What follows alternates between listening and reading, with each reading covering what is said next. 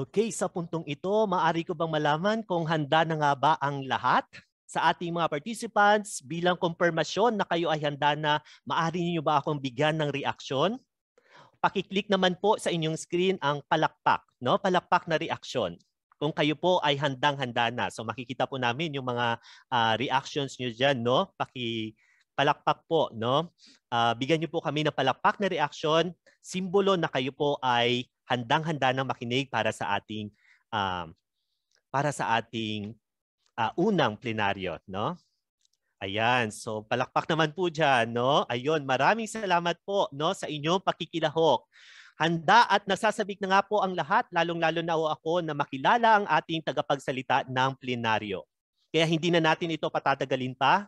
Inaanyayahan ko si Binibining Christine L. Pingal, College Research Coordinator ng Palawan State University College of Arts and Humanities upang ipakilala ang unang tagapanayam sa komperensyang ito.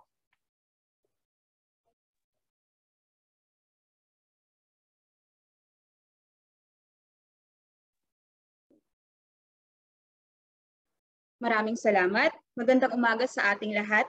Malaking karangalan po ang ipakilala ang ating tagapagsalita ng plenaryo sa komperensyang ito.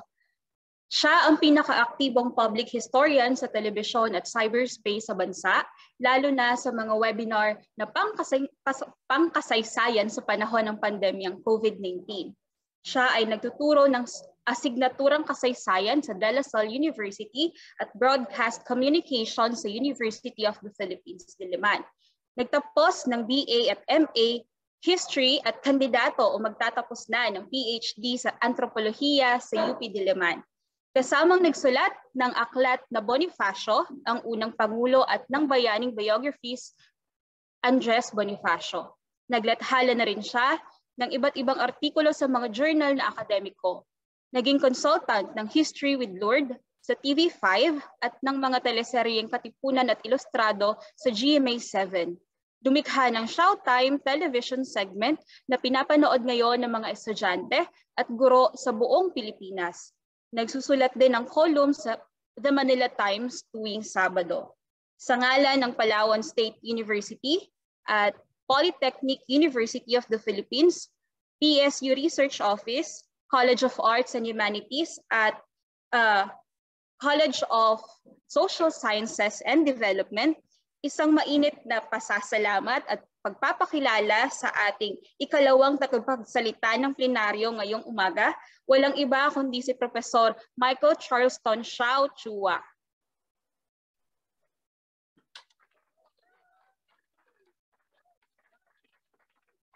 Makasaysayang umaga po sa ating lahat. So mga kaibigan, ako po ay nagpapasalamat at binigyan niyo ako ng tiwala na magsalita dito sa pambansang komperensya ng pananaliksik sa Araling Pilipino. No? Salamat sa PUP, College of Social Sciences at sa Palawan State University. So, pwede ba akong mag-share ng screen? Oo. Sige. Kasi mawawala yung screen share nyo. O yan. O, ako na po. Okay, so ang aking pong paksa ngayon ay kasaysayang pangmadla at ang inspirasyon mula sa bagong kasaysayan. Okay, mamaya pag-usapan natin ano yung kasaysayang pangmadla. No? Ano ba yan? Pero babalik tayo doon sa konsepto ng public history. No? O muli, maraming salamat sa mga organizers natin. At ayan, sabi ni Seo Salazar, di ba? Kahapon nakasama natin siya. Siya talaga yung nagpaalala sa atin. And i-reiterate ko ito kasi isa itong mahalagang konsepto ng bagong kasaysayan at pantayong pananaw. Na yung kasaysayan ay nagmula sa salitang ugat na saysay. Na may dalawang kahulugan. Ito'y salaysay o kwento at ito rin ay saysay na kabuluhan, kahulugan, kahalagahan at katuturan. So ibig sabihin, kung ito ay itong kasaysayan, ito ay isang salaysay, kailangan itanong yung political question. Kung ito ay may saysay para kanino? Mahalaga yung para kanino. Sapagkat yun yung nagtatakda ng audience natin. So kaya nga, alam natin, at ito nga yung pinaka-paboritong tongue twister ng Pantayong Pananaw, na ang kasaysayan ay mga salaysay na may saysay para sa sinasalaysayang grupo ng tao. No? So, mga salaysay na may saysay para sa sinasalaysayang grupo ng tao. So, sa madaling salita, ayon sa pagkakalarawan ni Tim Dakanay, sa tinatawag na proseso ng komunikasyon, nakalagay dito sa drawing na ito yung diwa ng Pantayong Pananaw. No? Kumbaga, nabanggit na ito siguro sa mga nagdaang panahon, pero doon sa mga ngayon palang nakapakinig, basically, ang sinasabi ng Pantayong Pananaw ay kayo ay nasa isang kultura, yun yung bilog. Ang tawag din natin dyan, pook. Sa postmodern term, losay o losi. Diba? At yung nagsasalita ay nasa loob ng kulturang yon, ng pook, gayon din yung tumatanggap o yung nakikinig ay nandoon din sa loob ng kulturang yon. At siyempre, paano sila magkakaintindihan? Sa wikang kanilang naiintindihan. Yun yung medium.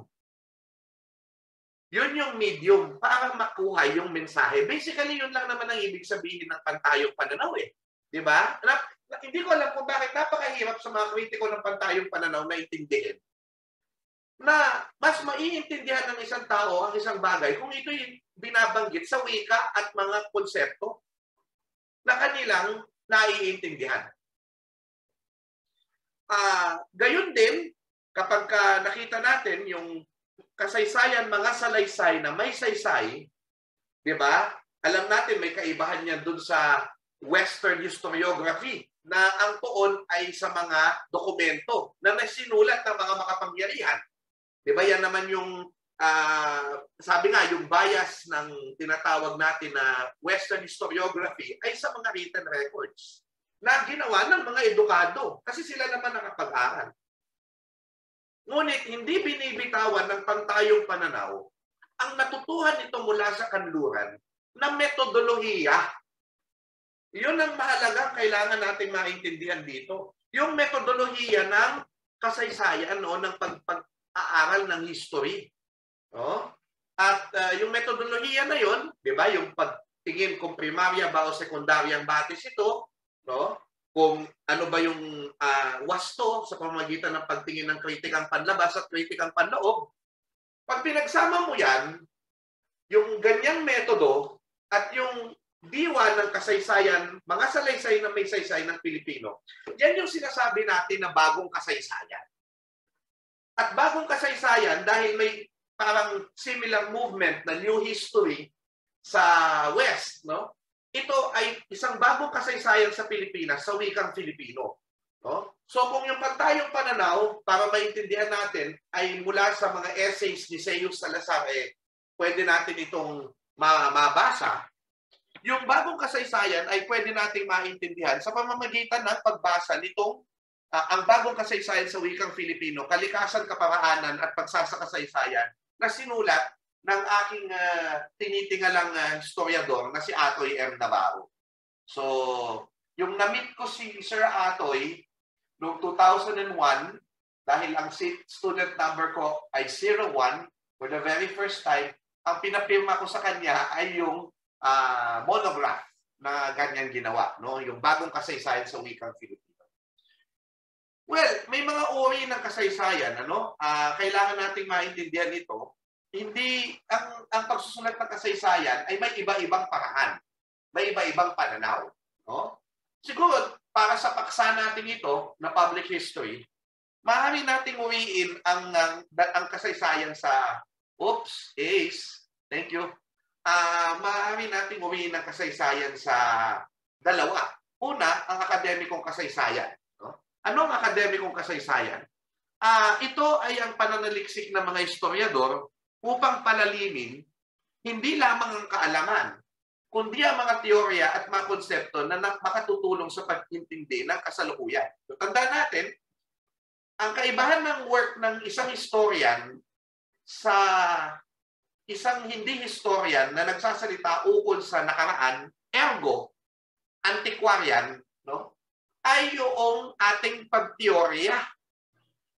So hindi lang tayo dapat nagkukwento ng kasaysayan o ng nakaraan. Kailangan ay ina-analyze natin ano ba yung mapupulot nating konsepto o teoretisasyon sa ating ginagawang kasaysayan.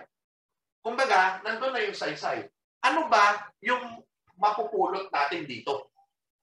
Ano yung ating mapapala? No? Bilang isang mamamayan. Kailangan magpamalas dito ng mas teknikal na pananalita at mas espesyalisadong pagpapaliwanag para sa kapwa akademiko tulad ng kung paano ang mga doktor ng medisina ay nagpapaliwanag sa kapwa mga doktor. Okay. Dito ko nais i-emphasize na tayong mga nag-aaral ng araling panlipunan at ng araling Pilipino, o syempre dahil tayo ay nasa paaralan, di ba? Meron na tayong paraan ng pagsasalita sa isa't isa. No? Na ganun din ng mga doktor. Tayo, kung makakausap natin ng doktor, pagka ito'y pinaliwanag nila sa salitang doktor, hindi natin maiintindihan. So kaya ang nangyayari ay kung academic history, ito'y nababasa lamang ng ating mga kasamang akademiko. No? Ibig sabihin, kung hindi akademiko, ang paliliwanagan mo ng kasaysayan, may ibang paraan ng pagpapaabot nito. No? So nabanggit na dito, yung disiplina ng history ay agham. At liban pa sa mga nakikita ninyo na malamang napag-aralan nyo na rin, hindi ko na yan iisa-isahin, gumagamit din ito ng ibang kaugnay na mga disiplina. Yun yung ating sinasabing interdisciplinary. Oh? At saka multidisciplinary. So, gumagamit siya ng ibang disiplina o gumagamit ng maraming disiplina. Oh? Hindi na lang siya yung paghahanap ng kasaysayan sa dokumento. May iba pang mga paraan. Ang isa pang uri ng kasaysayan para sa akin ay yung kasaysayang pampubliko. Sa Ingles, public history. So yung public history na yan, hindi natin masyado yung ginagamit yung salitang yan sa matagal na panahon. Bagamat ito ay isang diskurso na sa ibang bansa. So, ano ba ang kahulugan ng public history? Ayon kay Ludmila Jordanova. Public history is popular history. It is seen or read by large numbers of people and has mostly been designed for a mass audience. Ayan. So, by the way, pasensya na ho kayo, no? Kasi nililinis po yung sopa namin dito sa aming tahanan. So, kaya sana ho, kahit paano naririnig nyo pa rin yung aking pagsasalita dito. Okay. So, ano yung public history? Ito ang tawag sa gawain. At ito yung lagi ko naririnig, kaya ako inis na inis. We want to bring down history. Oops. Sorry. We want to bring down history to the people. Anong bring down? Ha? Anong bring down ang pinagsasasabi natin? Hindi ako dapat nag-agree dyan. Bakit? Sapagkat hindi naman, ang akademiko ay hindi naman dahil may pinag-aralan, mas mataas ka, ang ordinaryong tao ay mas mababa. Gusto ko yung termino ni Dean Gloria Santos. Yung nilalapit. We're bringing history closer to the people. No? So yun. Laging isinasaalang-alang yun din. Ang pangunahing teknolohiya ng pag-aabot ng kasaysayan ng panahong kinalululanan. No? Now, naging buzzword yung public history, no? Especially nung panahon na ginamit ito ng Philippine Historical Association 2018 na tema ng kanilang komperensya o ng aming komperensya, the role of the academic and public history in shaping the nation, bridging the gap. Oh? Dati, ginagamit ng ibang historian, popular history, tulad nung ginamit ni Jordanova. No? Pero yung public history, very recent yan na ginamit sa Pilipinas. Bagamat, apparently, noong unang panahon pa, yan po ay ginagamit na. 1970s, ito'y meron ng discourse ng public history sa akademya. No? So, yan po yung mga masasabi natin dito. Hindi po yan bago sa US, yung pag-aaral ng public history. Pero, ito lang sasabihin natin. Yung public history ay ginagawa na noon pa. As long as nagkaroon na ng tao, ginagawa na yung public history.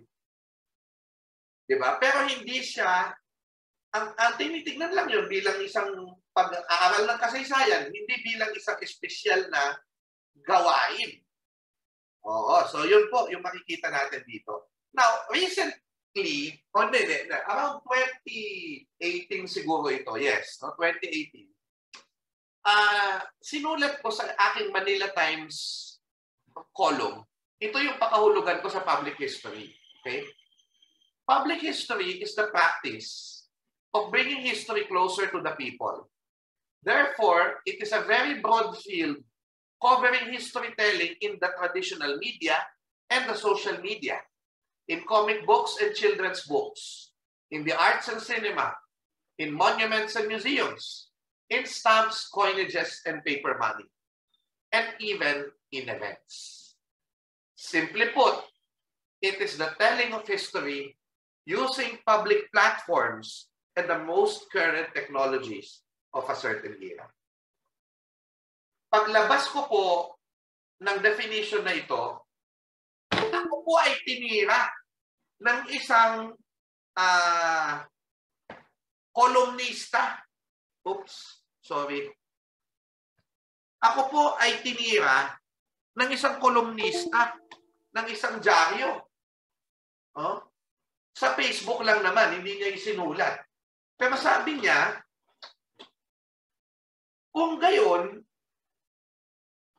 yung pagbabaluktot na ginawa ni na Enrile at Bongbong Marcos doon sa kanilang interview, na sinasabi nila na walang inaresto o pinakulong ang Marcos regime dahil sa politika.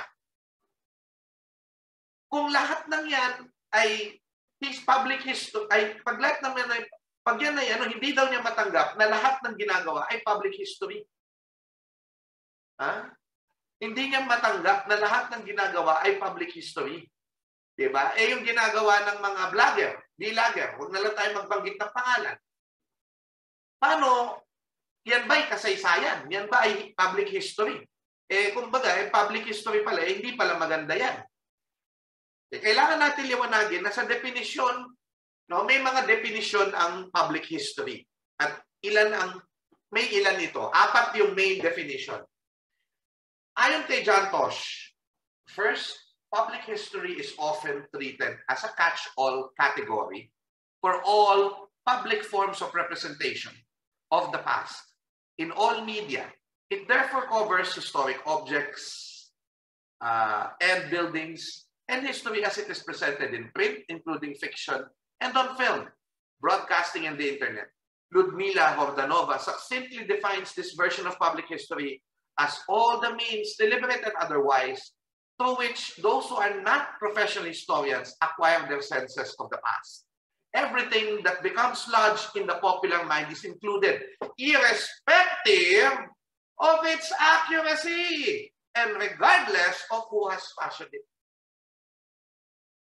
So, ibig sabihin po, halimbawa, kung may mga pananaw ukol sa kasaysayan, ang ordinaryong tao, ang publiko, whether tama siya o mali, ito po ay public history.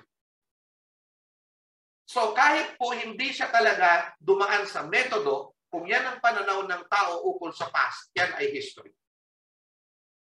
Public history. Okay? Ano yung pangalawa? The second usage of public history places ordinary people center stage. In this definition, They not only consume the past, but research it along lines which reflect their class or community interests. They are sometimes said to own the past. The third definition recognizes the role of professionals in advising and facilitating providers of history in the public sphere. Museum curators are the most obvious example, but conservation officers responsible for the built environment are not. It is at this point that academic historians can be said to have a clear-cut function, cooperating with museums and acting as heritage consultants. So the third definition of public history, ang sinasabi dito, may role ang mga historiador bilang consultant. No? Nagpo-provide sila ng advice sa history sa mga gumagawa ng public history who are not necessarily historians. No? TV show host, halimbawa, nagpapayo ka sa TV production, nagpapayo ka sa pelikula, nagpapayo ka sa mga gumagawa ng museo. Yan po ang third definition. Lastly, public history is dispensed by professional historians, addressing the public on the strength of their recognized expertise, without partners or intermediaries. Though historians have acted in this way for as long as history has been written, it is the least considered facet of public history today, since most definitions of the genre assume a much more fluid relationship between expert and the public. Indeed, it is maintained by some that public history has no room for the expert. So, yung public history na ika-apat na definition ay yung historian mismo ang gumagawa ng public history. Dumediretso siya sa tao. Dumediretso siya sa mamamayang Pilipino. Kung ito ay tungkol sa Pilipino.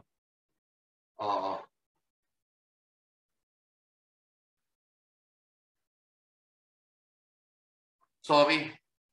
Meron kasing isang parang profile pic na gumalaw. Natakot ako. Yes ba yan? Ayun, napangiti. Hindi siya gumagalaw eh. Siya pala yun mismo. Pasensya na kayo, natakot ako eh. Hindi siya gumagalaw eh. Napangiti ko lang siya. Napangiti ko lang siya. Nakatakot. Gumalaw na yung mata niya. Abuhay!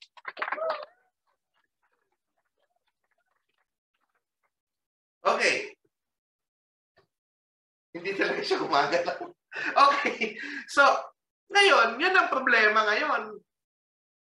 Tama naman yung tumira sa akin eh. Ang problema sa Pilipinas ay historical distortion. So kung ang public history is everything, even those that are inaccurate, may problema tayo dito sa Pilipinas. Sapagkat that means that we are going to tolerate, di ba, yung tinatawag na pagmabaluktot sa kasaysayan. So, dito ko ipapasok yung konsepto ng kasaysayang pangmadla, no? This is dati, I'll tell you about the development of this.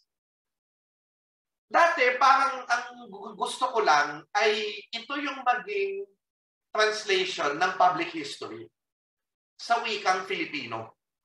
So, nung una ko itong pinopose, ito ay isang translation lamang, salin lamang.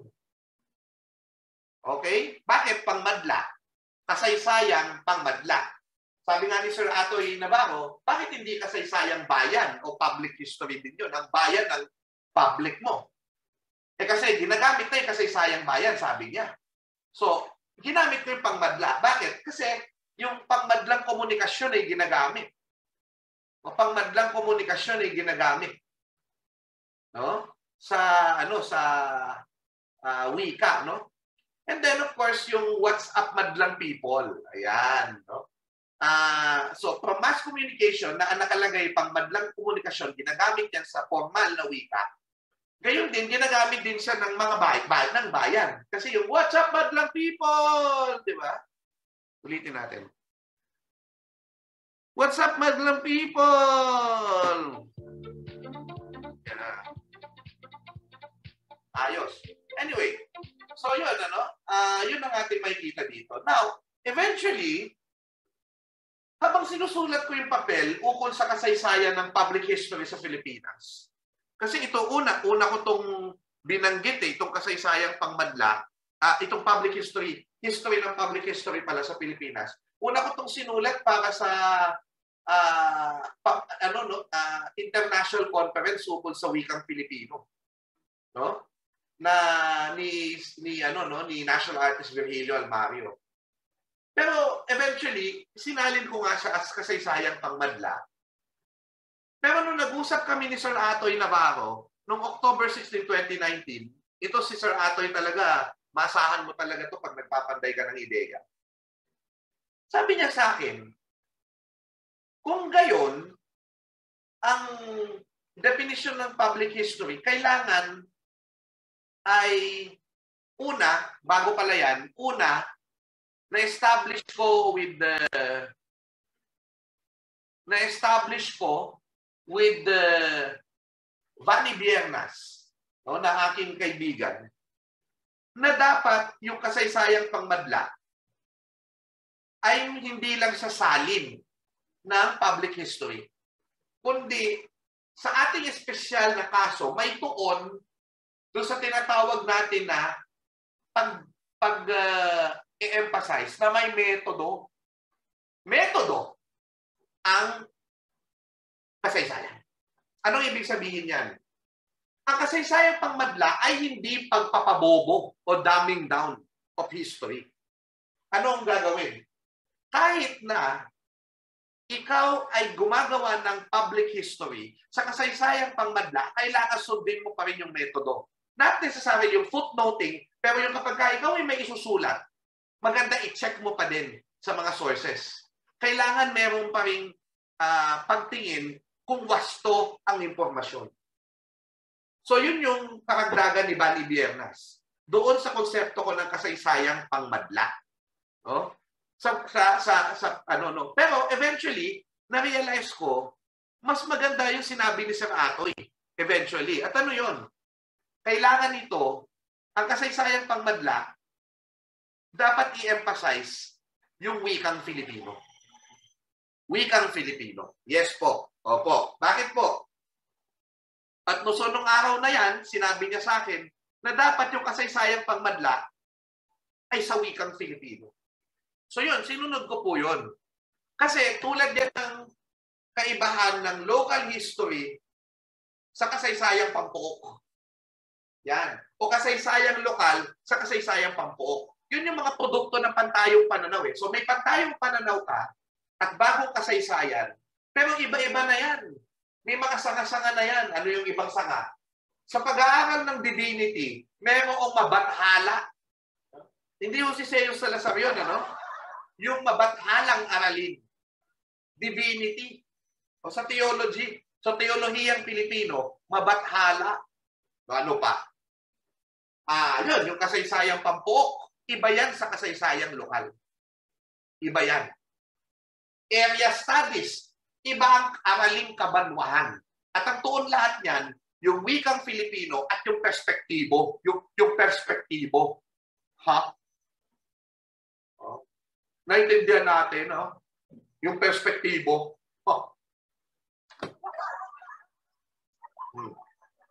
Ano pa? Contemporary history.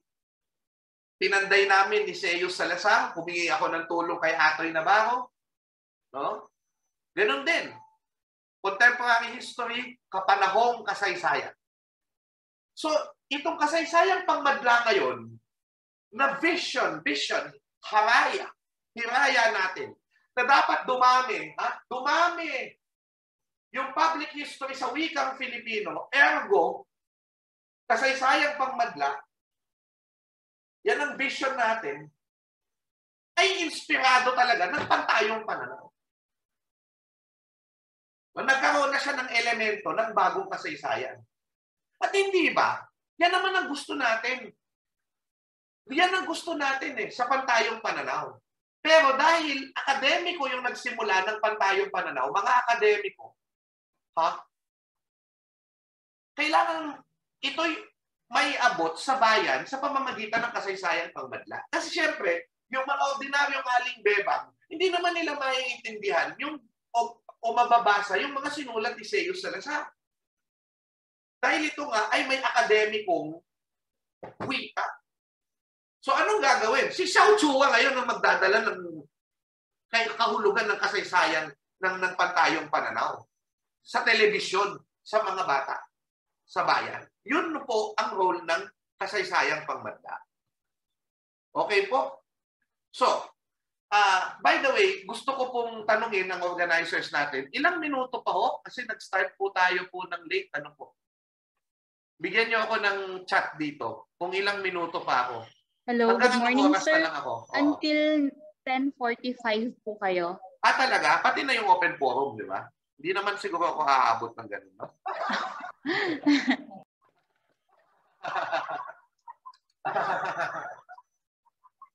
Sige. Maingay ba yung ano? Naririnig niyo ba yung gano'n? Yes, sir. Opo. Maingay? Sorry, Oo. Sige, anyway. Pero sana nakaayos pa rin, ano? Oo. Sige. Okay, so ano na ang definisyon ng kasaysayang pangmadla? Ito na po yung final.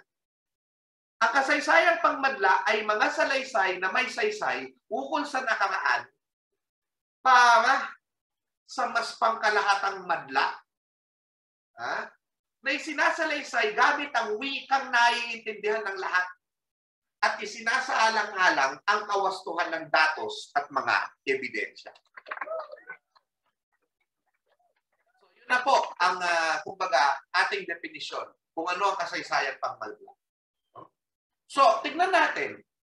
Ano ang kasaysayan ng kasaysayang pangmadla sa wikang Filipino? So, isasama na natin yung mga nauna sa atin na may diwa din ng kasaysayang pangmadla o public history.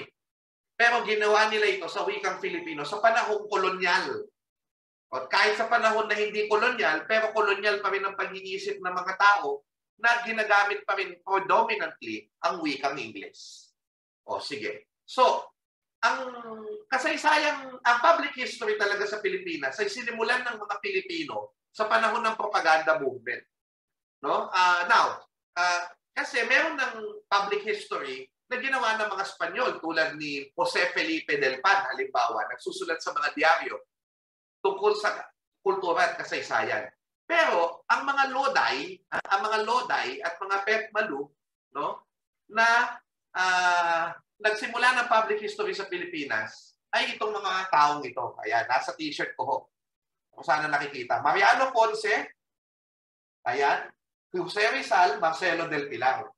Sapagkat gumawa po sila ng mga studies sa La Solidaridad ukol sa history. Okay? Pero ang problema lamang, ang mga sinulat nila sa La Solidaridad ay nasa wikang Espanyol. So hindi pa siya counted doon sa public history sa wikang Filipino. Pero mahalaga yung ginawa nila kasi binasa sila ng isang tao ng pangalan ay Andres Bonifacio. No? At si Andres Bonifacio po, nung binasa po yung mga ginawa sa La Solidaridad, gumawa siya ng essay at siya po ang isa sa pinakaunang sumulat ng General Philippine History, bagamat ito yung isang essay, sa wikang Tagalog. Oh?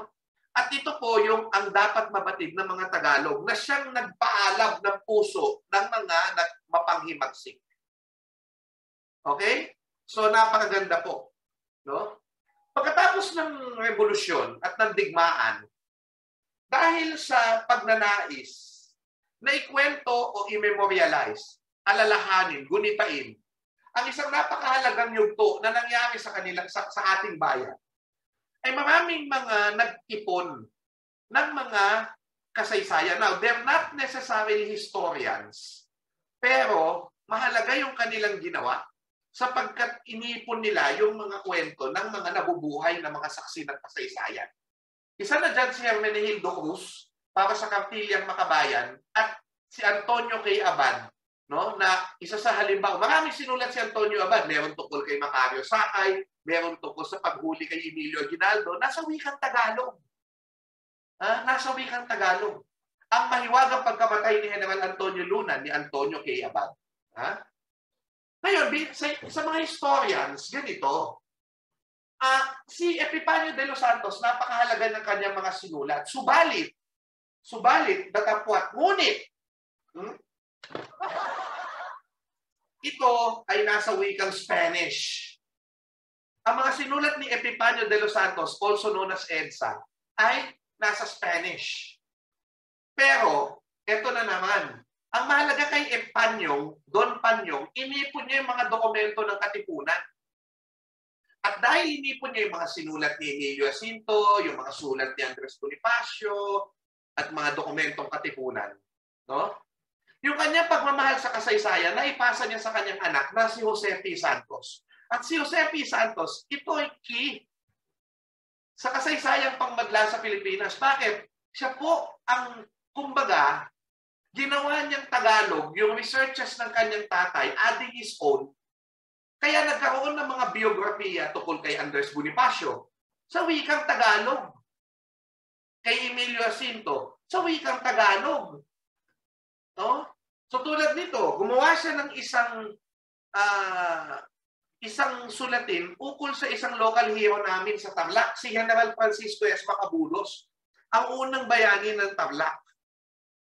At pati yung misis niya, so I think tumira sila sa Herona, no? Kasi pati yung misis niya, bagamat ito hindi sa wikang Filipino, Tagalog, ay nagsulat din ng kasaysayan, Tarlac's Historic Heritage.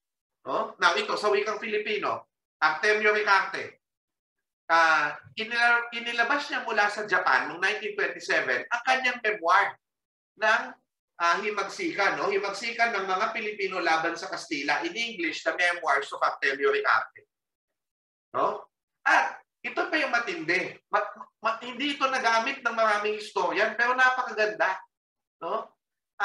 Naglabas sa dyaryo, no, na Sampaguita noong 1920 si Santiago B. Alvarez na isang general ng revolusyon.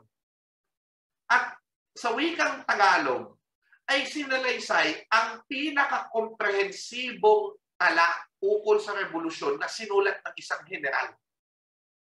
At in-interview niya ang maraming mga sources at gumamit ng maraming batis. Pati yung trial ni Bonifacio nagamit yan. So, walang nag-ipon bilang aklat dito up until I think the 1980s. No? Kaya nandun yung Memoirs of a General, no, lumabas. Noong panahon ng 1940s, yung mama na nandoon sa yung nasa Langawan, si Gregorio F. Zaide. Gregorio F. Zaide. At si Teodoro Agoncillo ay kapwa gumawa ng isang textbook. So, ang pinag-uusapan natin dito, yung mga iba't ibang sinulat para sa madla sa wikang Filipino. I'm including textbooks, conference proceedings, journal articles, local history na scholarly, hindi ko po isinama dito. Kasi akademikong kasaysayan na yung mga yun. Okay? So, pero yung textbook, definitely public history yan. Kasi ginagamit yan ng mga estudyante. So, maraming mga textbook na major ay ginawa sa Ingles. Si Agoncillo, yung History of the Filipino People. Pero gumawa pala sila, si Zaide, puro Ingles halos, pero gumawa pala sila ng textbook sa Tagalog. Noong panahon ng 1940s. Now, eventually, maraming papayag pang after the war, pero sa Ingles nagsisulat. Carmen Guerrero Nakpil, sa Ingles nagsisulat. Yung dating Pangulo ng PHA, na si Esteban de Ocampo, nasa Ingles nagsisulat. Pero nagsusulat sila sa mga dyaryo. No? Pero sa wikang Filipino, no, isang matinding movement ay yung mga nagsisulat ng aklat pambata. At nasa Langawan po ang mga ama ng aklat pambata sa Pilipinas. Virgilio S. Almario at si Rene Villanueva. Sa pamamagitan ng aklat Adarna at nung batibot. Alam niyo ba yung batibot? Diba? Pagmulat ng mata, sa langit na katawa, sa batibot. Sa batibot. Diba? tayo nang magpunta, tuklasin sa Batibot, ang tuwa, ang saya. Doon sa Batibot tayo na. Batibot. Yung batang Batibot, yung Noli Me Tangere, una kong nalaman ng kwento niyan sa Batibot. At yung version ng Batibot, yun pala sinulat ni Rene Villanueva. So yan yung mga makikita natin, no? At marami pang ibang manunulat. Marami sila, no? Si Mike Bigornia at marami pang iba, no? So marami silang sinulat tungkol sa kasaysayan. May tungkol kay Del Pilar, may tungkol sa Katipunan, may tungkol sa mga bandila. Ang dami, sobrang dami. Out of print ng marami sa mga ito. Hindi nyo na sila mahahanap. Kung kayo'y masipag lang mag-ipon nung bata-bata kayo, naiipon nyo yan. Ako naiipon ko yung marami sa mga yan. Pero nagugulat pa rin ako. Ang dami pa rin akong wala. Oh? So nung bata ako, dadating yan, yung Aklat Adarna. Dadating sila. O yung mga distributors sila sa probinsya. Kasi check mo kung ano yung gusto mo. So yung mga pinag-check ko, puro history. Kasi marami doon yung Ching na Takot sa Dilim, Tembong Mandarambong. Oh? Pero yung marami akong nakuha, yung mga history talaga. Intramuros, no? Yung pamana ni Andres Bonifacio. So grade 5, grade 6. No? Natuto ako ng kasaysayan dahil sa Aklat Adarna. 1980s to the 1990s. Okay, noong 1980s hanggang 1990s, ito rin yung panahon na papalapit na yung tinatawag natin na Philippine Centennial. At nagkaroon ng tinatawag na Decade of Nationalism from 1988 to 1998. Nakapaloob dyan ang centenaryo 100 years ng pagkamatay ni Dr. Jose Rizal, pagkakatatag ng Katipunan, Philippine Revolution, pagkamatay ni Bonifacio, at yung proclamation of Philippine Independence. So, sobrang nagkaroon ng public history. Explosion. Sumabog ang public history. So, pag may commemorations, 100 years ni Rizal, 100 years ni Bonifacio noong 1960s, Philippine Centennial, yung sesquicentennial sa 150 ni Bonifacio, Rizal at Mabini. Meron laging public history na nangyayari. Sumasabog. At isa sa mga naroon sa panahon na yon, television age, yung tinatawag kong public historian of the television age. Ito po si Jaime Veneracion. Si Jaime Veneracion po noon ay pantayong pananaw. Isa siya sa haligi. Hindi naman natin may tatanggi na isa si Jaime Veneracion sa haligi ng pantayong pananaw. No? Una, siya ay consultant ng bayani. No? Na alam natin, pinanood natin ito, di ba? Ikaw ang unang nagbuo ng bayang Pilipino. Ikaw ang unang lumaban sa pananakop ng dayuhan. Ikaw ang nagsindi ng ilaw. Ikaw ang nagbigay. Di ba? Oh. Aba. Nasa pala ako eh. Nasa internet pala ako ngayon eh. Hindi ko alam na naka-screen share tayo. Oo. Naka-Facebook. Akala ko tayo-tayo lang nag-uusap dito, no? Anyway, sinare ko na. So, yung bayani, saglit. No?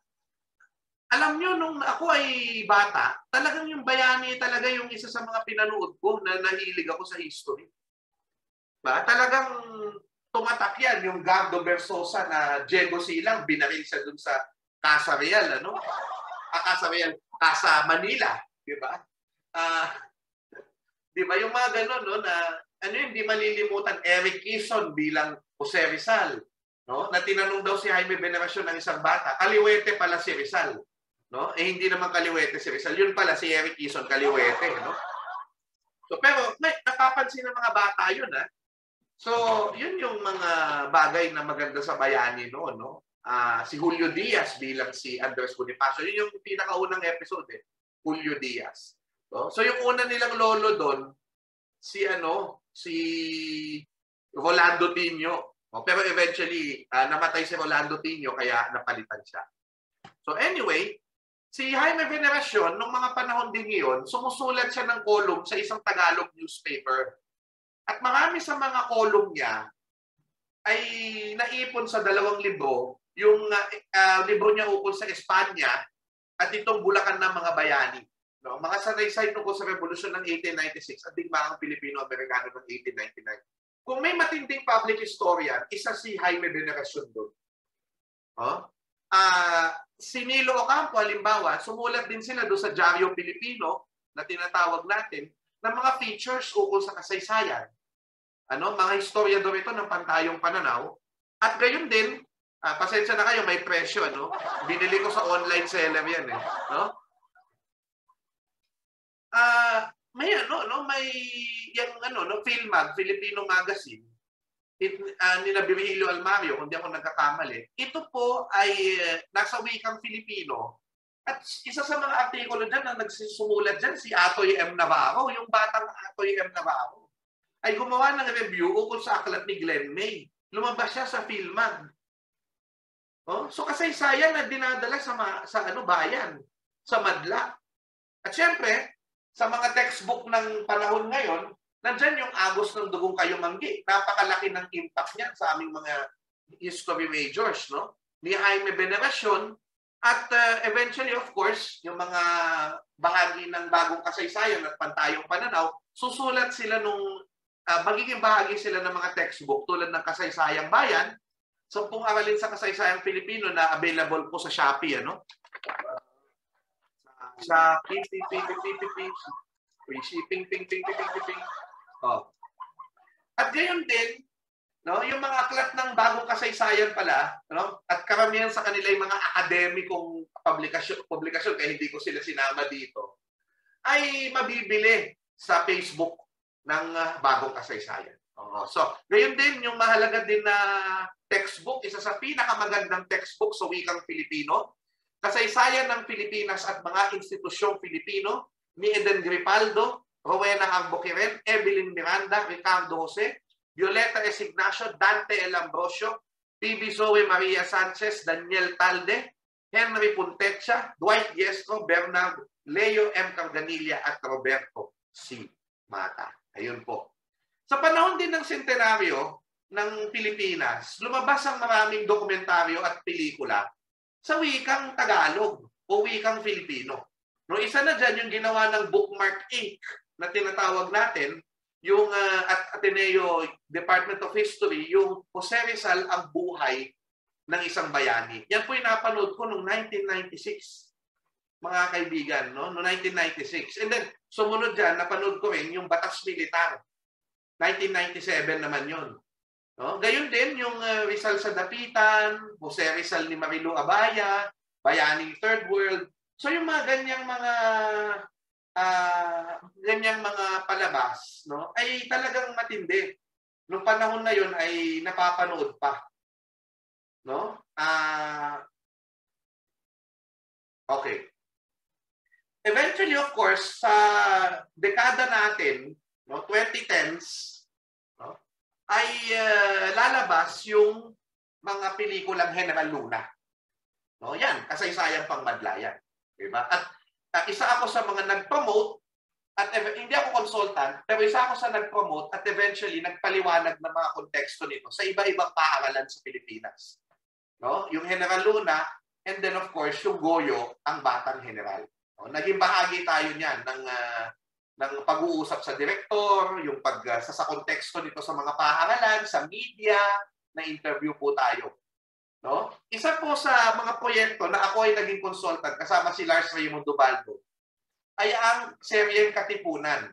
Ng Seryeng Katipunan ng GMA7. Kung saan ito po tinalakay ang buhay ni Gat Andres Bonifacio. At sa Karayang Balintawak, kung makikita ninyo, naroon po ako. Ayun po ako. Kita nyo? Ngayon din, naging kasama si Vic Torres at saka si Lars Ubaldo, naging consultant din ako sa teleseryeng Ilustrado. At makikita nyo, andun po, si Gregorio Santiago, ang Chinese na propagandista. Chinoy. Kasama namin na si Alden Richards. Ako rin ang nakasulat doon sa aklat sa wikang Filipino, no? Ako po yung isa sa mga sumulat sa aklat ng Bonifacio, ang unang Pangulo. Hindi ako consultant nila, pero eventually ako yung kinuha na gumawa ng essays dun sa pelikula ni Robin Padilla, no? Na tungkol kay Gat Andres Bonifacio. So yung pinakaunang book signing event ko sa National Bookstore, ang katabi ko po ay si Robin Padilla. No? Nakakatawa kasi, kung titignan nyo, konti lang ang kanyang lamang sa paligo sa akin. No? Nabibiro lang po ako. So karangalan ko po, makasama nun ang aking mahal na mentor na si Dr. Milagros Guerrero. No?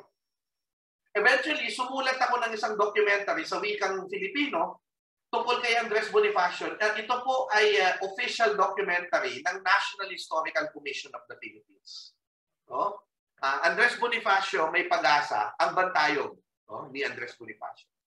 So, isa rin po ako sa mga unang nagpasok ng pantayong pananaw sa cyberspace. No? Ginamit ko po yung Multiply upang magkaroon ng presence sa pantayong pananaw sa cyberspace. At eventually, sumulat ako ng ilang artikulo ukol sa kasaysayang pangmadla sa cyberspace. No? Ano yung mga parang magagamit na mga resources noong 2010, 2008, 2010, no? Sa ating cyberspace. Ngayon, no, sobrang dami na. Pero dati, hindi masyadong marami yung disinformation. Ngayon, sobrang dami na. Dinami ito sa politika kasi. Pinulitika po ang kasaysayan. Yan ang makikita natin. And by the way, politika naman talaga ang kasaysayan. Around 2007, nagkaroon ng initiative ako kasama yung elementary teacher ko, sumalangit naman ang kanyang kaluluwa, na si Bernie de Vera, na sumulat ng mga murang halagang aklat para sa mga taga-Tarlac. No? Wala na ako kayong makikitang ganitong kopya, no? Pero may aklat kami, isa ako sa sumulat, yung mga dakilang Tarlacin. No? At tinulungan ko rin si Sir, no, na gawin itong Tarlac Bayang Matangkilik at yung Tarlac Q&A, tanong at sagot. Available pa rin ho sa akin, pwede yun yung makuha, yung latest version ng dakilang Tarlacin. Tarlacenyo na ho siya. Tarlacenyo na yung title. No, bago namatay si Sir Bernie ay nakapaglathala po siya at pwede ho kayong makakuha ng kopya niya. Noong 2012, September 10, hindi ko makakalimutan, September 10, 2012, no, ay nag-broadcast ako sa unang pagkakataon sa PTV, sa Showtime. Ang Showtime po ngayon ay mayroong 645 episodes. 645 episodes na may index. Hanapin niyo lang po sa sa Google, Showtime Philippine History Index. Nandun lahat yung topics in chronological order.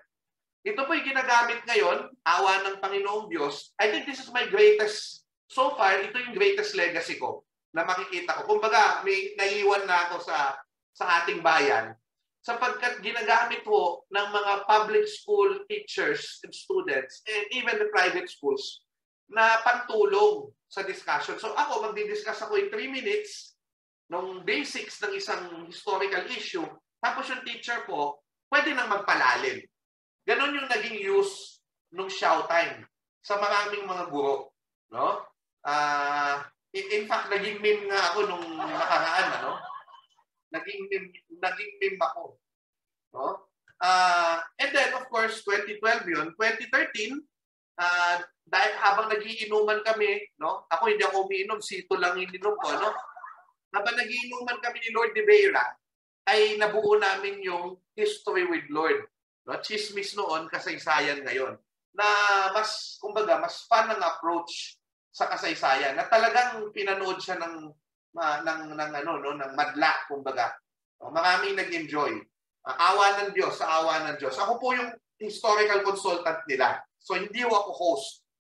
Tinuloy po namin yan recently. So may pang-4 na episode po kami na lumabas kamakailan lang nung tinatawag na ibang klase rin, IKR. So alam niyo yung I know, right? Pero sa amin, ibang klase rin. No? At tingnan niyo po ito sa YouTube ng Active Vista. At makikita ninyo ang ika-4 namin na episode. No? Almost the same style ng History with Lord. At tinuloy po namin yan. Pero isa na po ako sa mga host. No? Isa na ako sa mga host. when we do community organizing, isa sa naisip nung tinatawag na Urban Poor Associates ay magkaroon ng isang 4 o 5 sesyon na webinar ukol sa buong kasaysayan ng Pilipinas. At doon na-explain ko sa almost 50 POs. Ano yung POs? People's Organizations na leaders, yung kasaysayan ng Pilipinas. Ito ay to contextualize their fight for better housing sa kasaysayan ng mga bayani natin na tumindig para sa ating bayan. No? So, nakailan din po akong sessions dyan with the Urban Poor Associates. And in fact, dinala nila ako sa Yolanda victims upang magkwento rin ng kasaysayan sa mga kasama natin sa Tacloban. So, yan po ang isa sa mga very proud po ako na ginawa natin, na napatunayan natin na hindi totoong hindi mag-aaral ang mga ordinaryong Pilipino, ang mga maralita ng kasaysayan. Kung meron silang access, kung meron silang paraan para maintindihan ito, ay gagawin po nila. No? Recently, nagkaroon ng papel si Elsa Clavé-Chelik, no? Isa pong French na nag-aaral din ng kasaysayan ng Pilipinas at isa sa mga tagapanalig din ng Pantayong Pananaw, kahit French, kahit French. No? Sumulat po siya ng isang papel ukol sa bagong kasaysayan at kung paano ito ginagamit sa aming show na FB Live. So, tandaan nyo, noon, pagka mag-broadcast ka, kailangan mo pa ng isang TV station. Kailangan mo ng franchise para mag-broadcast. Pagka in-interview ka, doon ka lang mag-broadcast. Ngayon, kahit sino, pwede nang mag-broadcast through Facebook. At noong 2017, isa po kami sa una na historians na lumabas sa Facebook at gumawa kami ng tinatawag na mga episodes na pinag-uusapan ng kasaysayan ng Pilipinas gamit ang aming natutuhan sa aming mga profesor. No? Karamihan ay tungkol sa Pantayong Pananaw, no? Sa paglalapat nito sa mga isyong panlipunan sa kasalukuyan. So, yung Dulutar History Live ay nagkaroon din ng following at hanggang ngayon po, nagtutuloy yan. Occasional na lang. Pero after the 100th episode kasi, pumunta na si Manny Bierna sa Korea. So medyo hindi na umadalas. Although meron pa rin. Eventually, yung isa sa mga pangarap ko sa buhay ay natupad. At ito po yung makasulat ng column sa Abante. Sapagkat nakikita ko noon ng Abante, yan po yung binabasa ng mga jeepney driver, ng mga security guard. So sabi ko, gusto kong mabasa din nila ako. So yun po, kaya po ako ay nagkaroon ng column sa Abante. No? At naanyayahan, noong 2018, kung di ako nagkakamali, subalit na putol lamang nitong ako ay nagkaroon ng COVID-19. Although hindi pa ako bumabalik, sana tanggapin pa nila ako pag pinabalik ako. Sa panahon ng quincentennial, ito pong taon na to 2021 ay quincentennial year ng mga events noong 1521, patuloy po ang paggawa namin ng isa ko kasi ako sa mga kinukuha ng National Quincentennial Committee na gumawa ng mga iba't ibang proyekto tungkol sa paggunita ng implications ng victory ni Lapu-Lapu. No? At isa sa mga ginawa namin ay dalawa sa ginawa namin ay yung documentary na lumabas kamakailan. Ito po yung Kaagi, The Philippines and the First Circumnavigation. Pero Filipino po yan, Filipino yung docu na yan. At ang Santo Niño sa kultura at kasaysayan ng Pilipinas. So, yan po ay para mapakinabangan ng lahat. Marami po akong hindi may kukwento dito. Pero sinasabi ko lang sa inyo na napaka-aktibo ng kasaysayang pangmadla sa wikang Pilipino sa kabila ng karamihan ng mga efforts ay nasa wikang Ingles. Very, very active. At sana po, ang paanyaya sa atin, sumama kayo sa effort na ito. Isa po sa matinding gawain natin sa bagong kasaysayan ay yung pakikipagtalastasan ng mga historiador. Noon, ang mga talastasan na yan ay nangyayari sa Faculty Center, sa bahay ni Dr. Salazar sa Escaler, di ba? Sa ating mga conferences. No? So yung mga talastasan na yan, dyan natin nakikita yung mga kung meron mang disagreements, di ba? Noong panahon na si Dr. Salazar ay sumulat ng tungkol kay Joseph Estrada, ang mga debate ay harapan. So eventually, nagkaroon ng tinatawag natin na mga una yung sa Facebook, no? Yung Facebook na post ni Adonis Elumbre, di ba? Nagkaroon na ng debate yung mga historiador, including Sergio Salazar and Patricio Abinales. So yun, ano yun, ha? Public history yun. Di ba? At eventually, of course, no, sa ngayon, di ba, yung mga disagreements, yung mga talastasan, yung mga pagkakaiba ng mga pananaw ng mga tao sa loob ng pantayong pananaw, very public na po. Very public talaga. Talaga public history, no? Before the whole world. Dati, kapag nag-away ang mga historiador, yung debate halimbawa ni Schumacher at ni Mila Guerrero at ni Reynaldo Ileto, halimbawa, o yung debate ni na Schumacher at saka ni na Floro Kibuyen, na dati ay sa Philippine Studies lumalabas, ngayon sa Facebook, mabilisan ang sagot. Hindi ka naghihintay ng buwan. Diba? Pero tandaan din natin na isang malaking trabaho o gawain ng bagong kasaysayan, kasi di ba meron tayong samahan ng mga historiador. Ito yung bahay saliksikan ng kasaysayan. Pero meron din tayong samahan ng mga guro na kasama ng bahay saliksikan ng kasaysayan. Ito yung bagong Kasaysayan Incorporated. Yung mga pinasimulan ni Ma'am Carmen Peñalosa na mga pambansang seminar workshop ng bagong Kasaysayan Incorporated.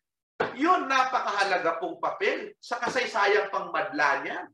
Sapagkat dito, direkta natin na ibibigay sa mga audiences natin yung ating mga researches sa pantayong pananaw. At ito'y nai-relay nila sa kanilang mga estudyante. No? At kahit nagkaroon ng pandemya, kahit nagkaroon ng mga lockdowns, hindi tayo tumigil. Yun ang kagandahan nun. Hindi tayo tumigil sapagkat nung nagkaroon pa nga ng lockdown at natutuhan natin ng Zoom, nagkaroon ng bakas webinar. So natigil yung conference na face-to-face, pero patuloy tayong nagkita-kita sa mga webinar na ganito. No?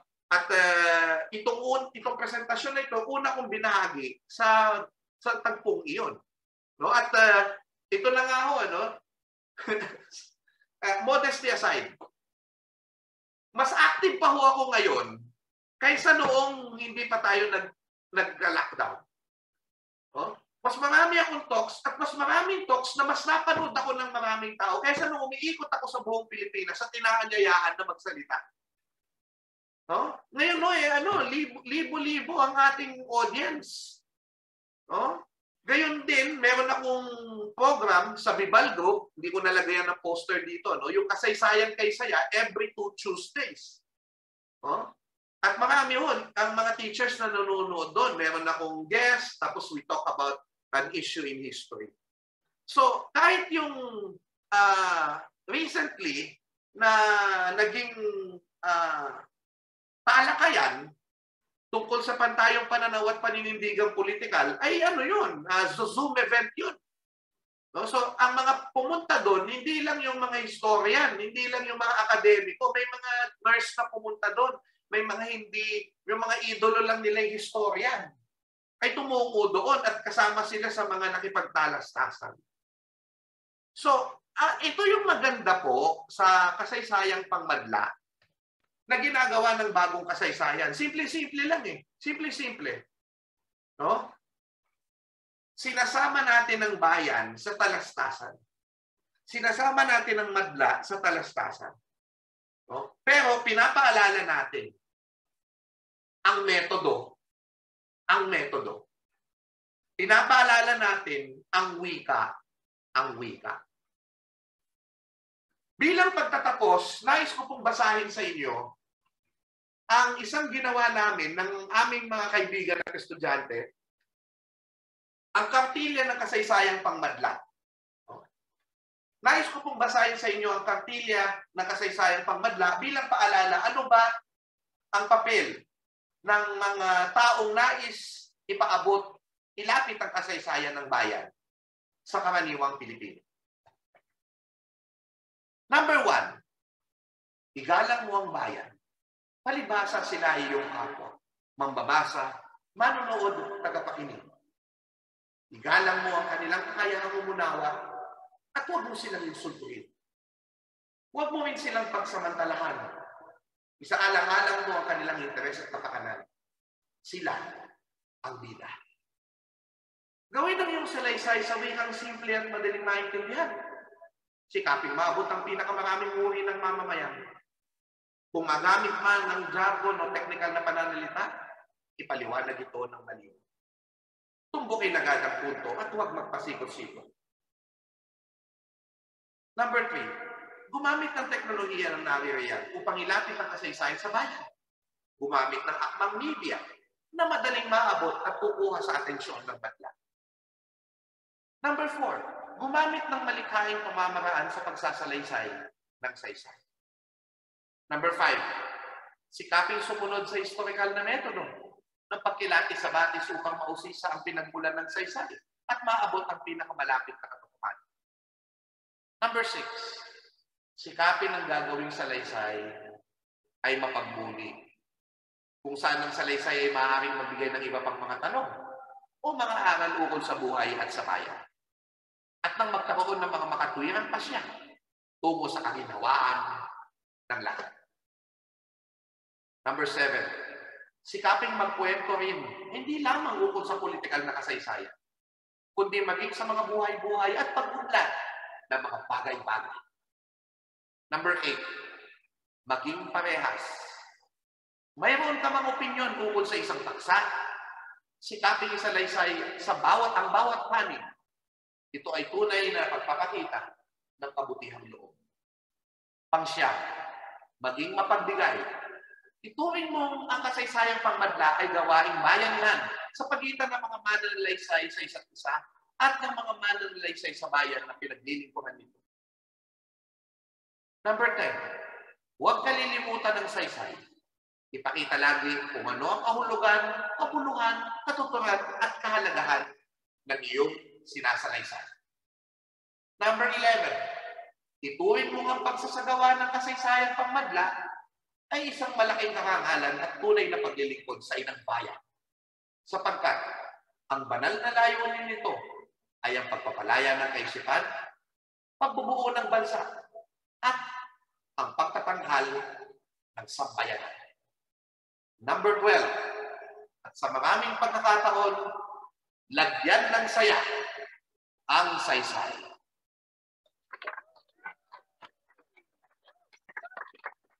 Kaya mga kasama po sa akademya, mga kasama po sa Araling Pilipino, sana po ay magsama-sama po tayo dahil napakalaki ng hamon ng disinformation at misinformation. Hindi po pwedeng si Xiao Chua lamang po ang gagawa ng kasaysayang pangmadla. Nawa po ay magsama-sama po tayo. Mula sa ating mga paaralan, ituro natin ang tamang kasaysayan. Ang kasaysayan nasa Pilipinong perspektiba na nagtuturo ng pakikipagkapwa-tao. Sapagkat sa huli, ang punto ng pag-aaral ng kasaysayan ay ang pagkakaroon ng makatwirang pasya at upang magkaroon ng mas makataong lipunan sa ating bayan dahil natututo tayo sa leksyon ng nakaraan at nakikilala natin ang ating sarili. Marami pong salamat at mabuhay tayong lahat.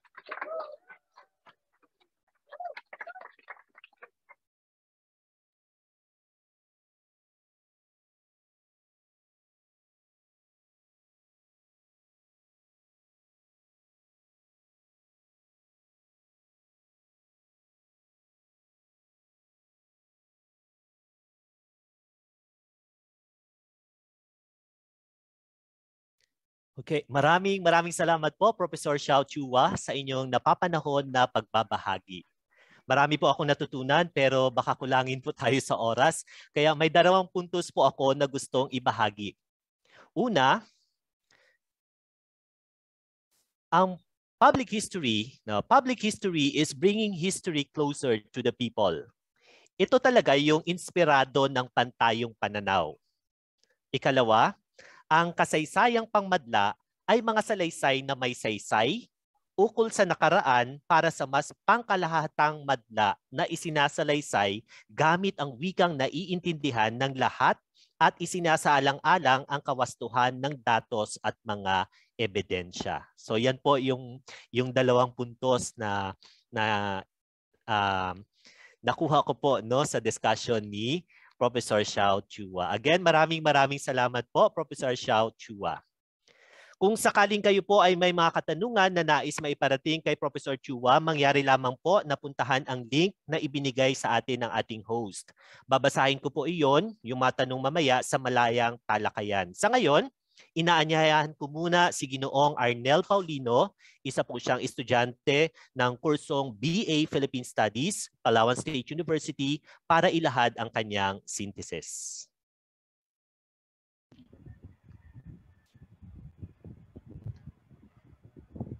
Hello, sir. Hello po. Hello po. Audible po ba? Yes, Arnel. Ayan. So, ayan, magandang umaga po sa ating lahat, sa ating mga butihing manonood, sa mga kapwa ko mag-aaral. Ayan, isang makasaysayang umaga po sa inyong lahat. Bago po tayo dumako sa aking synthesis, since buhay na buhay po ang aking diwang makapilipino ngayon at napakanta si Sir Xiao kanina, kakanta na rin ako, hindi na ako magpapahuli. Ang kakantahin ko po ay ang pinamagatang kanta ni Lodi Ledesma na Ako Ay Pilipino. So, 1, 2, 3, go.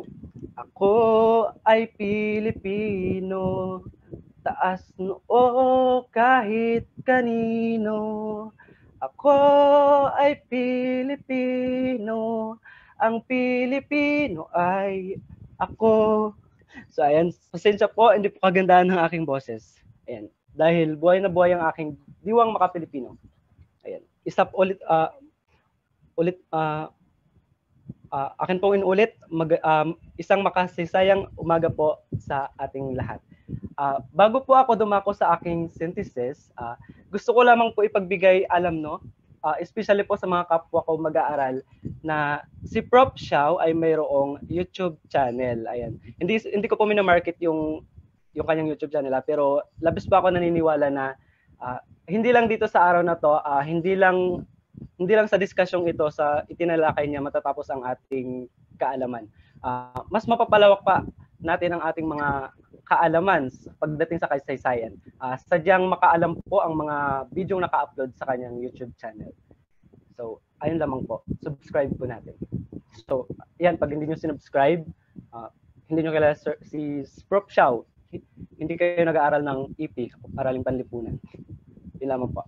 So, ngayon, dako naman tayo sa katatapos lamang na itinilakay ni Prof. Xiao na pinamagatang kasaysayang pangmadla at ang inspirasyon mula sa bagong kasaysayan. So ngayon, dako muna tayo sa kasaysayang pangmadla. Paano ba ito nabuo? Paano ba ito nagsimula? Ganito 'yon. Matapos yung pananaw ni Prof. Xiao sa 4 na definisyon ng public history, nagkaroon kasi siya ng paningin at nadidilikaduhan kasi si Prof. Xiao pag tinitingnan niya yung konteksto ng Pilipinas kapag tinatawag yung public history na pati yung nalalaman ng mga tao, mali man o tama. Bakit? Kasi dito sa Pilipinas po, alam natin na for the past few years, sabi ni Prof. Xiao at sobrang agree po ako doon, nagkaroon po tayo ng pagbabaluktot sa kasaysayan sa pamamagitan po ng social media or yung tinatawag nating pseudo history or yung mga distortion. Maraming bagay sa social media na lumalabas na medyo hindi tama, sabi ni Prof. Xiao, which is tama, di ba? So parang sinasabi ng iba at ngayon kino-question nila, bakit ito ituturing na part ng public history kung ito ay mali, di ba? Kaya naman napag-isip-isip ni Prof. Xiao at napag-isipan niya na kailangan magkaroon tayo ng agenda. So, dahil may public history tayo dito sa Pilipinas, which is naka-base po siya sa kung paano i-define nyo ng West, So, which is napaka-broad concept kung ating papakinggan, no? Ngayon po, ano po itong agenda? Ano itong agenda ni Prof. Xiao? Ang agenda po ni Prof. Xiao dapat magkaroon po tayo ng kasaysayang pangmadla. So, ngayon, ginamit ni Prof. Xiao ang salitang pangmadla kasi pag publikong kasaysayan, para saan yung public? So, sinabi doon ni Sir Joel, no, sa napanood ko sa aking naalaman na, sabi ni Sir Joel, what is your public? Tapos sabi ni Sir Joel, your academic people will be your public, which is tama. Pero pag sinabi mong pangkasaysayan kasi, pangmadla, ito talaga ay para sa isang audience na hindi siya akademiko. Sabi ni Prof. Xiao. Tapos, sabi ni Prof. Xiao, at sino yung madla na yon? Yung ordinaryong tao. Siya yung madla. Kaya nga, mayroon tayong tinatawag na mass communication na tinatawag na pangmadlang komunikasyon na kinukuha natin ang madla. 'Di ba sabi nga kayo ni Prof. Xiao sa palabas na It's Showtime, binabanggit nila doon or sinasabi, what's up madlang people. So, 'di ba? Ganun. So, kaya yung naisip ni Prof. Xiao, ang kasaysayang pangmadla, ang nakikita niya ay ito ang kasaysayan na mayroong paring metodo, bagamat hindi ka eksperto, pero tinitingnan mo pa rin yung primary, secondary source, tinitingnan mo yung external and external criticisms, at ibinibigay mo ito sa madla. So, ibig sabihin kasi doon, sa public history, sabi ni Prof. Xiao, sa definition ng West, mas matimbang kasi ang public kaysa sa history. So, sa agenda naman ni Prof. Xiao, ginawa niyang mas matimbang ang kasaysayan at yung madla ay yung nagre-receive at hindi lang siya nagre-receive. Pwede niya itong i-contest. Pero may talastasang nangyayari. Pero mas mabigat pa rin yung metodo at yung katamaan, yung pagtingin natin sa katotohanan. So, kaya naman sabi ni Prof. Xiao, ni-redefine niya based sa Salazar pantayong pananaw na ni-redefine niya ang kasaysayang pangmadla na tunguhin ng public history para sa kanya bilang mga salaysay na may saysay. Di ba kayo nasabi niya ang salaysay ay mayroong saysay? Tama nga naman. So, ayun. Para may saysay o kung sa nakaraan, para mas maintindihan ng pangkalahatan, lalo na yung mga madla, na isinasalaysay gamit ang wikang naiintindihan at isinasaalang-alang ang kawastuhan ng datos at ebidensya. So, ayun po. Tapos kanina, nabanggit din ni Prof. Xiao, no, marami tayong natutunan. Wait lang. Saan na ba yung nasulat ko? Wait lang po. Sadyang napaka-makasaysayan po. Marami po tayong mga natutunan kanina sa mga itinilakay niyo po. So bilang isang mag-aaral po, ako po ay nangangako na patuloy ko pong ibabantayog. Ako po ay patuloy na iimbulog at ipapaimbulog ang mga mahalagang natutunan ko po sa araw na ito. At makakaasa po kayo na hindi lang kami isang estudyante, may gagawin at nagagawin kami pagdating sa kasasayang pang Pilipino. Sa pagtatapos po ng aking synthesis, mag-iiwan pa ako ng isang kasabihan. Muli, ako po si Arnel Paulino. Nag-iiwan ng isang kasabihan, ang oras ay ginto, pero mas ginto ang kasaysayang may saysay nating mga Pilipino. Yun lamang po at maraming salamat.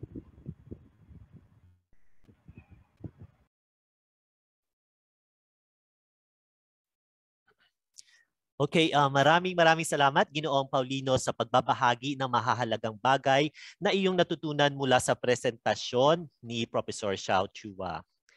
Upang mabigyan ng pagkakataon ang inyong mga katanungan, akin na pong binubuksan ang malayang talakayan. Sa puntong ito, sasagutin ng ating butihing tagapagsalita ang inyong mga inihandang katanungan.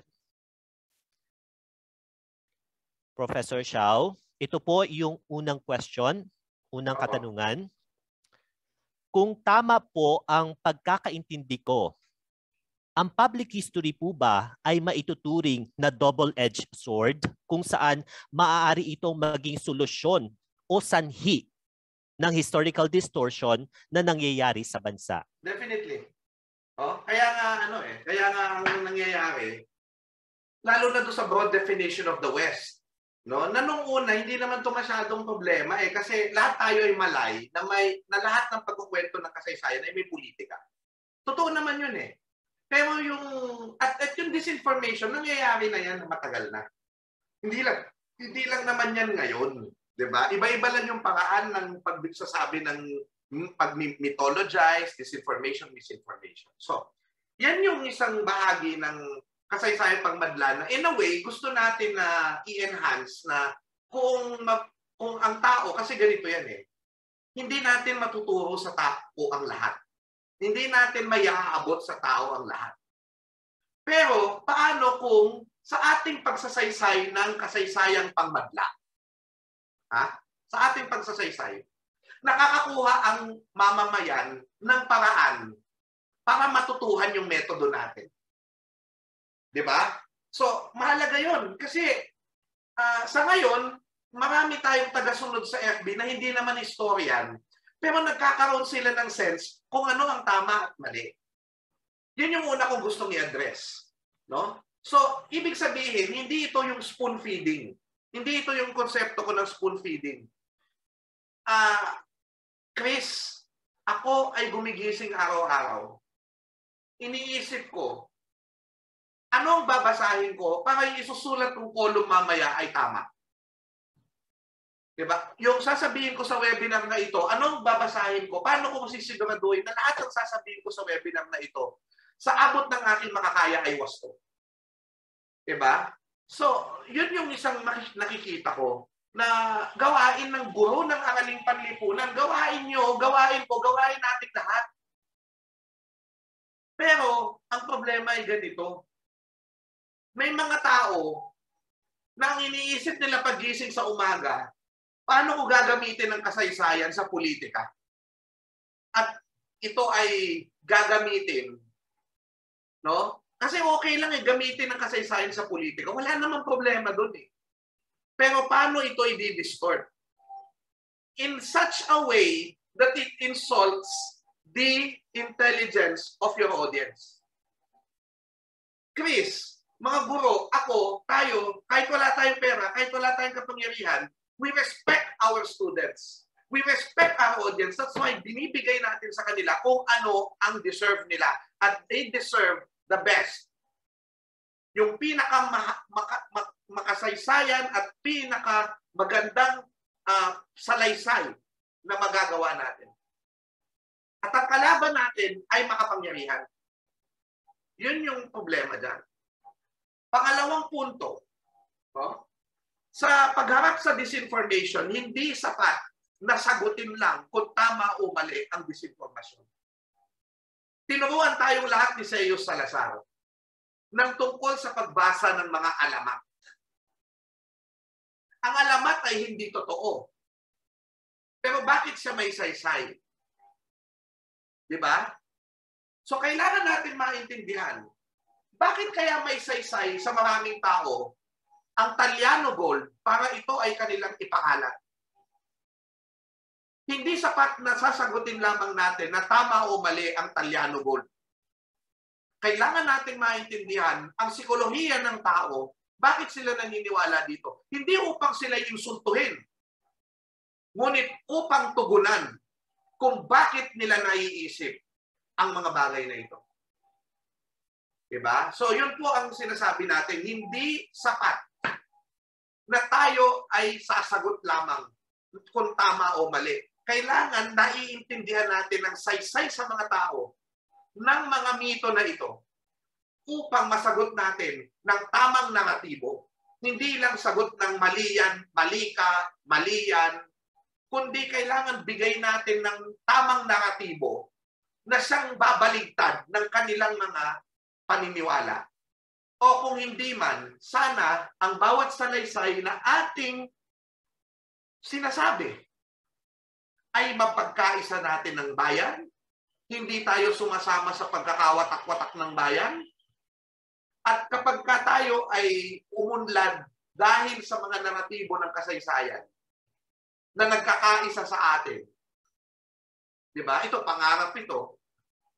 Di ba? Ay mawakasan na yung kahirapan o mapigilan ang pagtigting ng hidwaan at ng pagkakahati ng mayaman at mahirap para ang mga mamamayang Pilipino ay hindi nangangarap ng kung ano-anong ginto. Yun po. Okay, maraming salamat po sa sagot, sa inyong kasagutan, Professor Xiao. Pangalawa pong question, Professor. Ano po ba ang pagkakaiba ng academic at public history sa napapanahon na pagtatalakay ng kasaysayan ng bansa, lalo na po sa mga pampublikong paaralan at maging universidad na naglalayong maipabatid ang kahalagahan ng kasaysayan? Ito po ba ay makakatulong o makakaapekto rin sa pagsulong ng napapanahon na pananaw ng historical revisionism? Yung academic history kasi, ito yung nagpapalalim. Kaya hindi pwedeng iwan ito. Diba? Hindi pwedeng iwan itong academic history. No? Una sa lahat, diba, bilang mga profesor, kailangan tayo ay nagpo-produce. Diba? Ang ating rule ngayon publish or perish. Diba? So kailangan gumawa tayo ng mga bagay na poproblemahin natin sa akademya. Diba? Pero kailangan nagtatanong din tayo, kapag sinulat ko ba itong topic na ito, ano yung pwedeng pagpapayaman na maging ano pwedeng payamanin nito sa kaalaman na natin ukol sa Pilipino? Ano kayang maaaring leksyon o aral na maging solusyon sa mga problema ng bayan o may maipaisip sa atin na pwedeng magbigay ng kahulugan sa ating pag-iral? Iyan naman ang problematisasyon natin eh.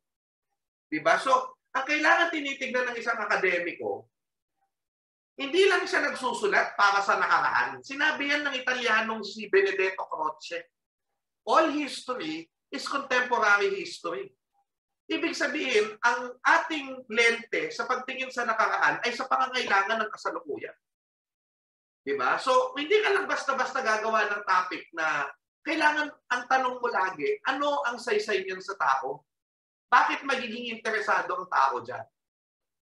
Anong sinasagot niyan? So halimbawa, ang problema natin ngayon, disinformation, edi pag-aralan yung mga kasaysayan sa likod ng sinasabi nila ng mga disinformation na ito. Kung ano ba talaga yung totoo. Pero tulad ng nasabi ko, kaya kailangan yung mga academic historians. Kasi ang academic historians, tayo ay gumagawa ng naratibo. Yung naratibo, hindi lang yung facts, yung naratibo. Importante yun. Ngayon, ang role ng public history ay dapat na tutulay. Bridging the gap, tutulay. Sabihin, babasahin niya yung mga sinulat ng mga akademikong historiador. Kasi halimbawa, ako hindi ko na kaya mag-TikTok. Huwag niyo nang asahan na tutuloy ko yung pag-TikTok. Inis na inis ako. Hindi ko kaya yan. I'm so tito to TikTok. Si Sio Salazar, hindi ko alam kung magti-TikTok pa yan, ano? Kasi nag-Facebook yan. Alam niyo ba si Sio Salazar, ilag na ilag sa technology nung unang panahon. Tapos ngayon, nangunguna sa Facebook, ang haba-haba pa ng sinasabi. Oh. Pero yung TikTok, siguro hindi na siya magti-TikTok. Ako, hindi na rin ako magti-TikTok kasi napagod ako sa TikTok. Nakakapagod pala yan eh. Pero kayong marunong mag-TikTok, yung mga pag-aaral, yung mga ginagawa ng mga akademiko, i-TikTok nyo. Di ba? Yung mga bahagi lalo na relevant dun sa mga usaping panlipunan ngayon. So, pero ito lang yung payo ko sa inyo. Huwag kayong mayabang na kayo ay nakapag-aral. Huwag niyong ipadama sa mamamayan na ako ay nakapag-aral at kayo ay mga bobo. Marami sa atin. Ako'y nagagalit. Marami sa atin ay imbis na pinagsisilbihan natin ng sambayanan. Akala natin nakakabuti tayo pag sinasabi natin, ako, taga-UP.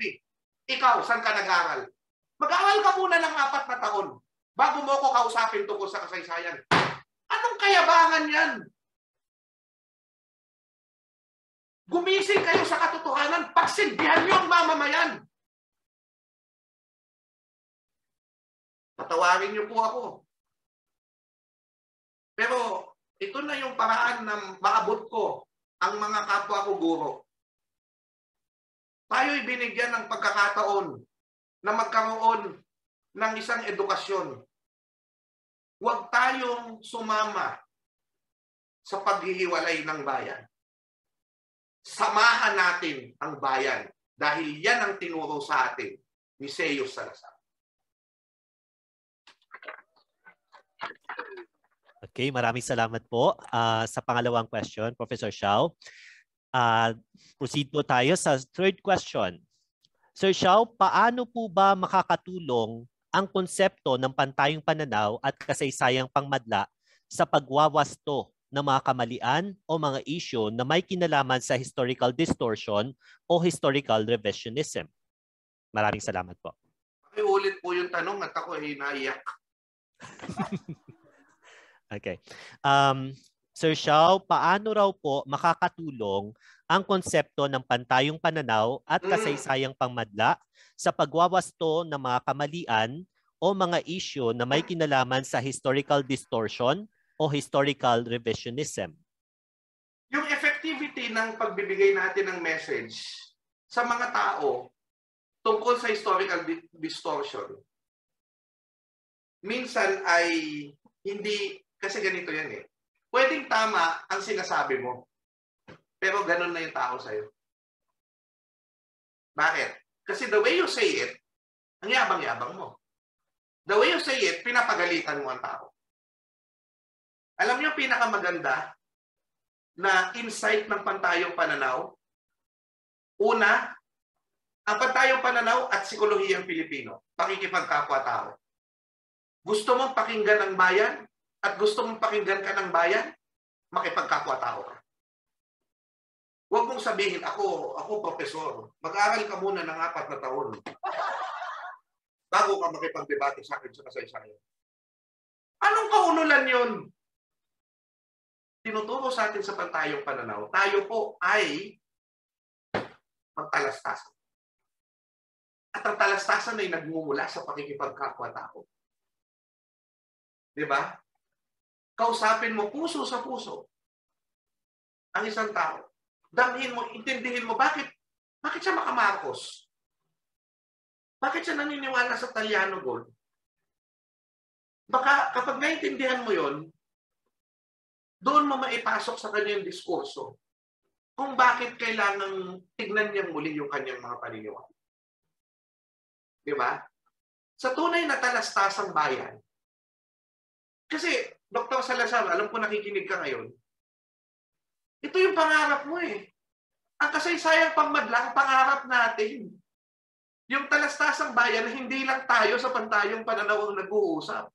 Ito na yun. Papunta na tayo doon. May hamon talaga. Hindi magiging madali. Kasi ibang mundo ang kanilang dinaranas. Ito yung mundo ng karaniwang tao. Ito yung mundo ng manggagawang Pilipino. Ito yung mundo ng nasa palengke. Hindi tayo sinuwerte na naroon. May dangal sa karaniwang tao na hindi natin nararanasan. Subalit, sumama tayo. Pilitin nating sumama. Pilitin nating intindihin. Yan ang turo ng pantayong pananaw. Ang talastasang bayan. Iba-iba man ang pananaw natin sa mga bagay-bagay. Makakapag-usap lang tayo ng maayos tungkol sa wasto, sa metodo, kung nag-uusap tayo ng maayos.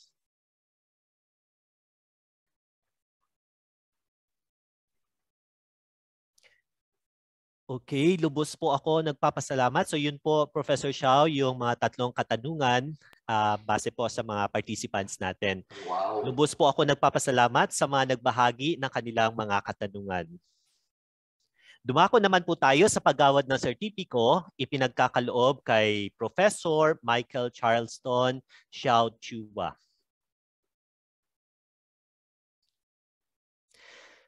Sertipiko ng pagkilala or Republic of the Philippines, Palawan State University, Polytechnic University of the Philippines. Iginawad itong sertipiko ng pagkilala kay Professor Michael Charleston Chua sa kanyang pagbibigay ng panahon at pakikibahagi ng kadalubhaasan bilang tagapagsalita ng plenaryo sa pambansang komperensya na isinagawa sa pangunguna ng Palawan State University College of Arts and Humanities, katuwang ang PUP College of Social Sciences and Development na may pamagat na Pambansang Komperensya ng Pananaliksik sa Araling Pilipino 2021 at temang interdisiplinaryong pananaliksik gamit ang pantayong pananaw. Iginawad ngayong ika-20 ng Nobyembre 2021 or 2021, gamit ang Zoom US platform. Inilagda ni Director Marjorie A. Española, Director Research Office ng Palawan State University, Resty Alan A. Puno, Decano College of Arts and Humanities ng Palawan State University, Professor Raul Roland Sebastian, Decano College of Social Sciences and Development, Polytechnic University of the Philippines. Again, maraming salamat, Professor Xiao Chua. Tinatanggap ko po ang sertipiko at una pasalamatan ko lang si Sir Raul Roland Sebastian sa tiwala ninyo. Sa inyong lahat sa Palawan State, namimiss ko na kayo. No? Alam ko, minsan ako yung pumunta doon, eventually kayo na yung pupunta sa atin dito at magkikita-kita tayo. So hopefully, magkasama-sama tayo muli. Malapit na, nakikita na natin yung pag-asa. Salamat din sa kapatid na Ray Marison. Sa mga organizers, napakagaling ninyo. Ano? Salamat sa mga nag-heart pag kami sinasabi ang maganda. No?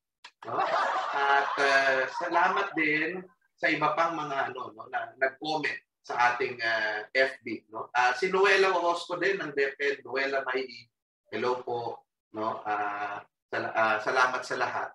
No? Salamat at sino ba to? Meron pang isa na mahalaga yung kanyang komento. No? Pero anyway, maraming salamat. Hindi ko na kayong mabati lahat. At muli, mabuhay po tayong lahat. Salamat sa inyong gawain. Maraming salamat din po, Professor Xiao Chua. Ngayon po ay magkakaroon tayo ng photo op kasama po yung ating speaker. Mangyari lang ba po na pakibuksan yung inyo pong mga camera. Reminder din also, ang participants ng mga research presentations, magkakaroon pa po tayo pagkatapos. Yung certificate, baka nakakaharang ito. Okay po.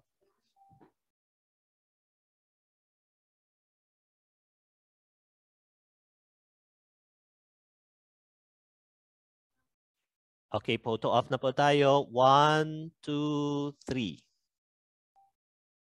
Next po.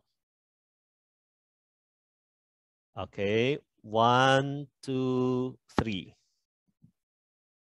Okay, next slide. 1, 2, and 3. Okay, salamat po. Next slide. 1, 2, and 3.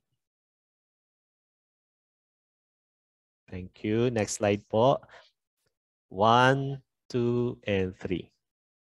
Okay, maraming salamat po. Muli, thank you so much, Professor Xiao. Mabuhay po kayo. Sana nga po makabalik po kayo dito sa Palawan. Thank you, Professor Xiao.